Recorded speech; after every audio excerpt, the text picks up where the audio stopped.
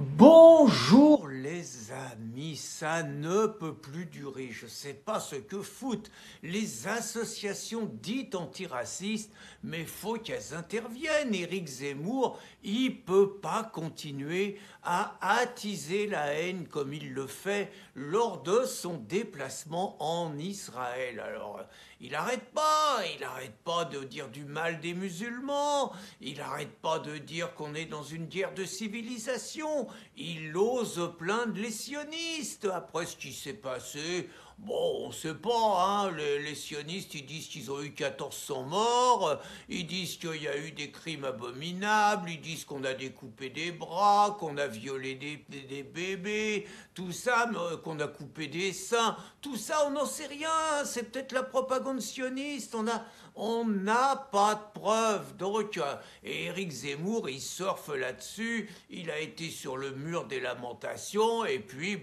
il raconte partout que on est dans un conflit de civilisation, il parle de la société judéo-chrétienne, il dit que c'est Huntington qui avait raison, et il dit en gros que ça sera les musulmans, l'islam, ou nous, le monde libre, le monde civilisé.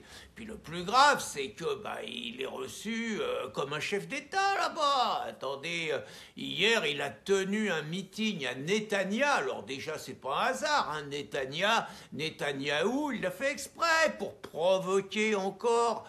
Donc il a tenu un meeting, mais on serait cru en plein dans la campagne présidentielle.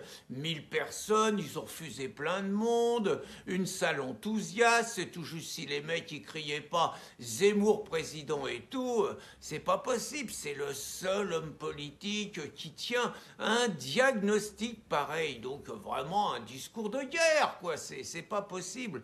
Et là, bon, heureusement, les insoumis, heureusement, ils font un superbe boulot, hein. Je vois sur les réseaux sociaux, là, alors, il y a Rachid Mélenchon, mais pas seulement, il y a Mathilde Panot qui est toujours là, il y a Antoine Léaumont, le petit Antoine, il fait un boulot extraordinaire, il y a Loulou Lacam aussi en première ligne, il y a ma copine Ercilia, superbe boulot, Clémentine a fait un bon boulot aussi, le Thomas Porte, très très bien Thomas, et puis le couple Corbière-Garrido. Alors ils disent tous la même chose, hein. Alors ils disent tous la même chose que le Hamas par ailleurs, hein.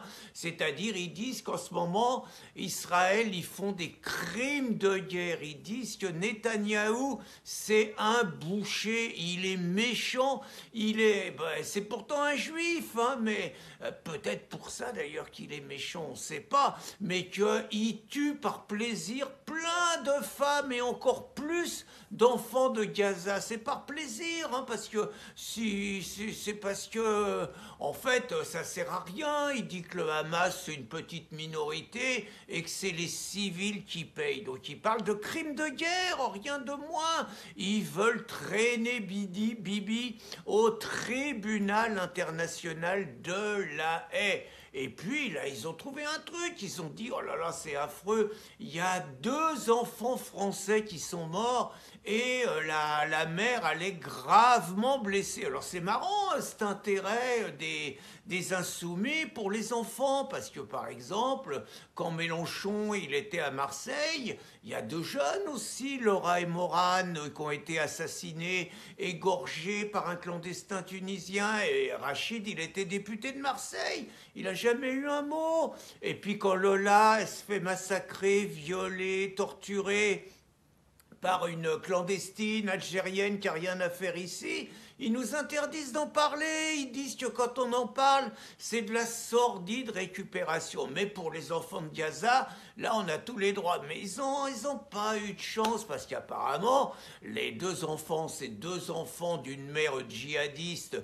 qui avait été condamnée à 6 ans de prison, on ne sait pas pourquoi elle les a pas fait, et celle qui est blessée, ça serait elle apparemment. Donc elle avait financé le voyage de son mari qui avait été bah, faire le djihad avec l'État islamique. Bah, c'était un bon musulman, un combattant et tout. Donc ils n'ont pas choisi le bon exemple. Mais bon, à part ça, moi je pense que, et je fais mon rôle bénévole de conseiller politique, je pense que Rachid, il peut pas en rester là. Déjà, il sort d'un voyage triomphal en Afrique. Oh là, il a fait un malheur.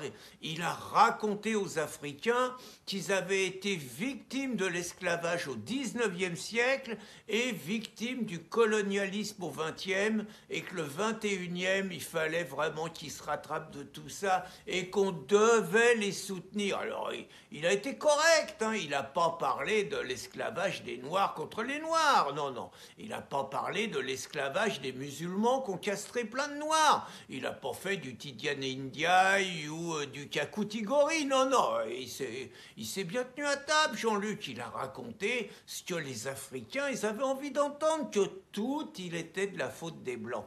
Donc, là, Jean-Luc, il a une partition en or. Et moi, là, je lui donne un conseil gratuit.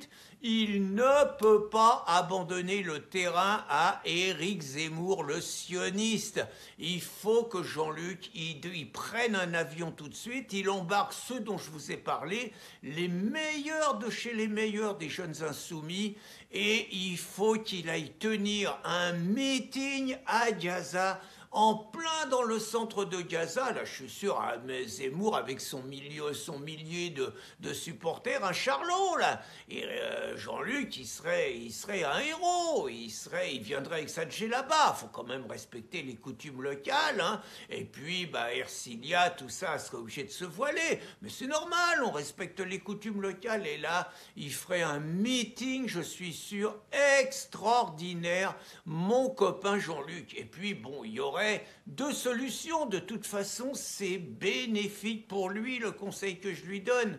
La première solution, c'est que Bibi, bon, il comprend quand même qu'il ne peut pas bombarder la tranche à Jean-Luc et à des élus du peuple en France, que là, tout le monde va lui tomber dessus. Il arrête les bombardements. Et là, Jean-Luc et les Insoumis, c'est des héros de toute la cause arabe, des héros dans tous les pays musulmans et tout. C'est super pour eux. Deuxième solution, Bibi, qui est tellement taré, tellement hystérique, qui est pire qu'Hitler, hein, on le sait, c'est Mayedine Mekissi qui a dit ça, qu'il était pire qu'Hitler. Donc, comme il est pire qu'Hitler, il continue les bombardements et les malheureux insoumis sont sous les décombres et perdent la vie sur les bombardements de ces salopards de juifs sionistes, etc., etc. Et là, de toute façon, Jean-Luc et puis tous les insoumis, bah, c'est des martyrs. Ils passent au statut de martyrs. Et donc, comme ils passent au statut de martyrs, c'est 72 vierges pour les mecs et c'est 72 verges pour les nanas. Donc Jean-Luc, il n'a plus à hésiter, les insoumis, il faut qu'ils nous tiennent ce meeting en plein centre de Gaza. Bonne journée les amis.